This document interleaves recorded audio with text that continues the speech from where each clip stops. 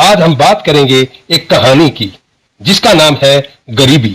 मैं एक घर के करीब से गुजर रहा था कि अचानक से मुझे उस घर के अंदर से एक बच्चे के रोने की आवाज आई।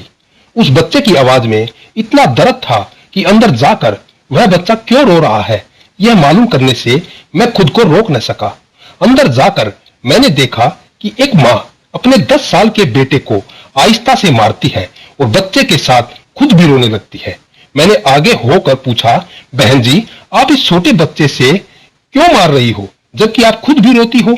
उसने जवाब दिया, भाई साहब, इसके पिताजी भगवान को प्यारे हो गए हैं और हम लोग बहुत ही गरीब हैं। उनके जाने के बाद मैं लोगों के घरों में काम करके घर और इसकी पढ़ाई का खर्च बामुश्किल उठाती हूँ और यह कमबख्त स्कूल रोजाना देर से जाता है और रोजाना घर देर से आता है। जाते हुए रास्ते में कहीं खेल कूद में लग जाता है और पढ़ाई की तरफ जरा भी ध्यान नहीं देता है, जिसकी वजह से रोजाना अपनी स्कूल की वर्दी गंदी कर लेता है। मैंने बच्चे और उसकी माँ को जैसे तैसे थोड़ा समझाया और चल दिया। इस घटना को कुछ दिन ही बीते थे कि एक दिन सुबह सुबह कुछ काम से मैं सब्जी मंडी गया तो अचानक मेरी नजर उसी 10 साल के बच्चे पर पड़ी जो रोजाना घर से मार खाता था। मैं क्या देखता हूँ कि वह बच्चा मंडी में घूम रहा है और जो दुकानदार अपनी दुकान के लिए सब्जी खरीद कर अपनी बोरियों में डालते तो उनमें से कोई सब्जी जमीन पर गिर जाती थी, वह बच्चा उसे फौरन उठाकर अपनी झोली में डाल लेता है। मैं यह नजारा देखकर परेशानी में सोच रहा था कि यह चक्कर क्या है। मैं उस बच्चे का चोरी चोरी पीछा करने लगा। जब उसकी झोली सब्जी से भर गई तो वह सड़क के किनारे बैठकर उसे ऊंची ऊंची आवाजें लगाकर वह सब्जी बेचने लगा। मुंह पर मिट्टी, गंदी वर्दी और आंखों में नमी। ऐसा महसूस हो रहा था कि ऐसा दुकानदार जिंदगी में पहली बार देख रहा हूं। अचानक एक आदमी अपनी दुकान से उठा जिसकी दुकान के सामने उस बच्चे ने अपनी नन्ही सी दुकान लगाई थी। उसने आते ही एक जोरदार लात मारकर उस नन्ही दुकान को एक ही झटके में रोड पर बिखेर दिया और बाजुओं से पकड़कर उस बच्चे को भी उठाकर धक्का दे दिया। वह बच्चा आंखों में आंसू लिए चुपचाप दोबारा अपनी सब्जी को इकट्ठा करने लगा और थोड़ी देर बाद अपनी सब्जी एक दूसरे दुकान के सामने डरते डरते लगा ली। भला हो उस शख्स का जिसकी दुकान के सामने इस बार उसने अपनी नन्ही दुकान लगाई। उस शख्स ने बच्चे को कुछ नहीं कहा। थोड़ी सी सब्जी थी, ऊपर से बाकी दुकानों से कम कीमत, जल्द ही बिक्री हो गई और वह बच्चा उठा और बाजार में एक कपड़े वाली दुकान में दाखिल हुआ और दुकानदार को वह पैसे देकर दुकान में पड़ा अपना स्कूल बैग उठाया और बिना कुछ कहे वापस स्कूल की ओर चल पड़ा और मैं भी उसके पीछे पीछे चल रहा था।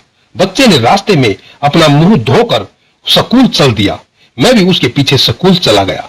जब वह बच्चा स्कूल गया तो 1 घंटा लेट हो चुका था, जिस पर उसके टीचर ने डंडे से उसे खूब मारा।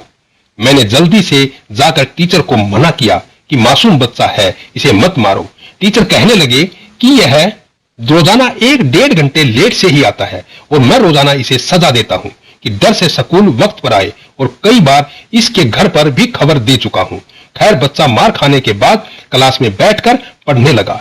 मैंने उसके टीचर का मोबाइल नंबर लिया और घर की तरफ चल दिया। घर पहुंचकर एहसास हुआ कि जिस काम के लिए सब्जी मंडी गया था वह तो भूल ही गया। मासूम बच्चे ने घर आकर माँ से एक बार फिर मार खाई। सारी रात मेरा सर चकराता रहा। सुबह उठकर फौरन बच्चे के टीचर को कॉल की कि मंडी टाइम पर हर हालत में पहुंच जाना और वो मान गए। सूरज निकला और बच्चे का स्कूल जाने का वक्त हुआ। बच्चा घर से सीधा मंडी अपनी नन्ही दुकान का इंतजाम करने निकला। मैंने उसके घर जाकर उसकी माँ को कहा कि बहन जी, आप मेरे साथ चलो, मैं आपको बताता हूँ आपका बेटा स्कूल क्यों देर से जाता है। वह फौरन मेरे साथ मुंह में यह कहते हुए चल पड़ी कि आज इस लड़के की मेरे हाथों खैर नहीं है, छोड़ूंगी नहीं उसे। आज मंडी में लड़के का टीचर भी आ चुका था।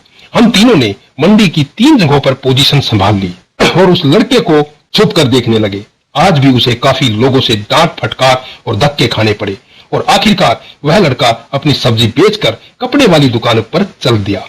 अचानक मेरी नजर उसकी माँ पर पड़ी तो मैं क्या देखता हूँ कि वह बहुत ही दर्द भरी सिसकियां लेकर लगातार रो रही थी और मैंने फौरन उसके टीचर की तरफ देखा तो बहुत शिद्दत से उसके आंसू बह रहे थे। दोनों के रोने में मुझे ऐसा लग रहा था जैसे उन्होंने किसी मासूम पर बहुत जुल्म किया हो। और आज उनको अपनी गलती का एहसास हो रहा है। उसकी माँ रोते रोते घर चली गई और टीचर भी सिसकियां लेते हुए स्कूल चला गया। बच्चे ने दुकानदार को पैसे दिए और आज उसको दुकानदार ने एक लेडी सूट देते हुए कहा कि बेटा, आज सूट के सारे पैसे पूरे हो गए हैं, अपना सूट ले लो। बच्चे ने उस सूट को पकड़कर स्कूल बैग में रखा और स्कूल चला गया। आज भी वह 1 घंटा देर से था।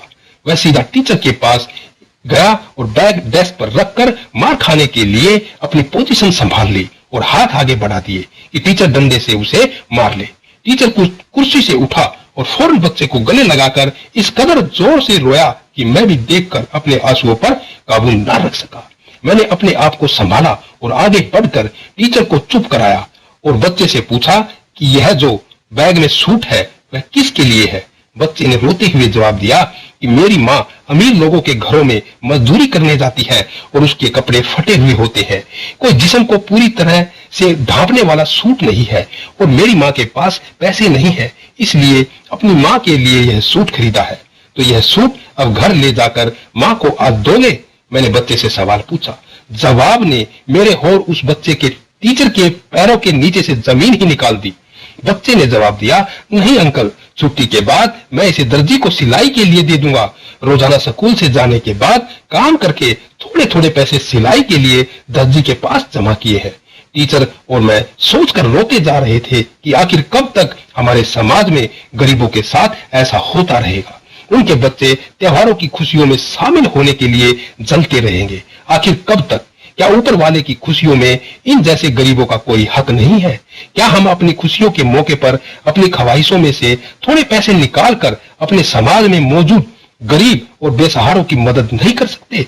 आप सब भी ठंडे दिमाग से एक बार जरूर सोचना। अगर हो सके तो इस लेख को उन सभी सक्षम लोगों को बताना ताकि हमारी इस छोटी सी कोशिश से किसी भी सक्षम के दिल में गरीबों के प्रति हमदर्दी का जज्बा जाग जाए और वही लेख किसी भी गरीब के घर की खुशियों की वजह बन जाए। दोस्तों, आज की ये कहानी गरीबी आपको कैसी लगी? अगर कहानी अच्छी लगी है तो आप अपने इस चैनल को सब्सक्राइब करना, वीडियो को लाइक करना, शेयर करना और कमेंट करके जरूर बताना दोस्तों।